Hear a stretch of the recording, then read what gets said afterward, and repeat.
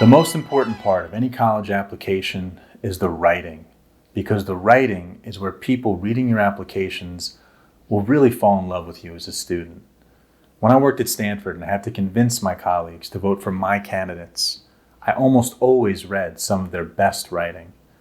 I want you to listen to the opening lines from this Admitium student's personal statement. Sunshine shimmered through tulle curtains, casting an ethereal glow on book stacks and strewn clothes, and my most valuable possession, my record player.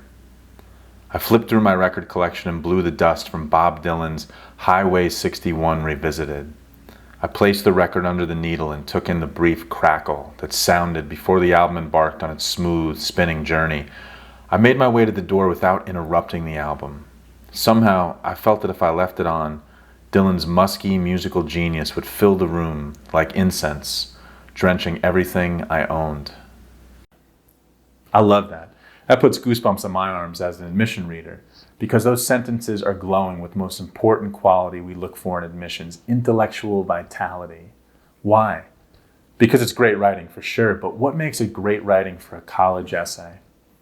Let's look at some of the key techniques this writer is deploying right away in her opening paragraph to really make her essay pop. First, prove you mean it. This is also known commonly as show don't tell. This writer could have written, I love music, right? That would be telling. Instead, she shows you that by writing with passion and detail about Dylan and her record player. Why does that matter?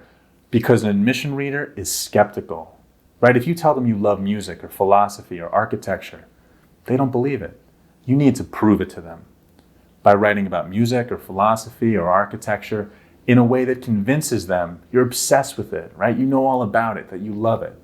Notice how this writer does it particularly well in this last sentence. Somehow I felt that if I left it on, Dylan's musky musical genius would fill the room like incense, drenching everything I owned. That's gorgeous, right? It's original. You can tell she means it. We don't have any doubt that this student loves music. Here's a second technique. Be specific. Malcolm Gladwell, author of The Tipping Point and some other fascinating books. I love this guy. He's got a great podcast. He suggests that what makes something or someone interesting is specificity. I think he nails it.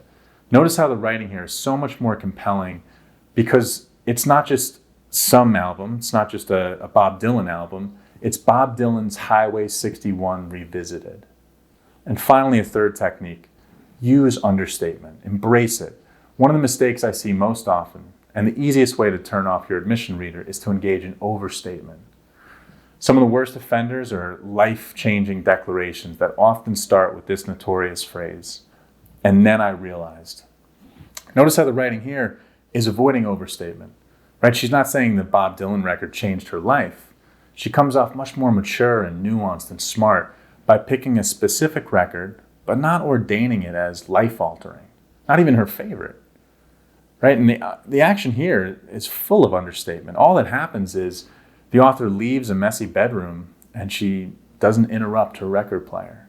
She's not having some eureka moment at the top of Matterhorn. Check out our writing workshop. We'll cover these techniques and many more in detail. We're going to look at bad essays, competitive essays, and compelling essays. We're going to take those compelling essays apart. We're going to look under the hood, and we're going to really figure out together why they're so effective. We're going to have your personal statement and all your supplemental essays on point and ready to go.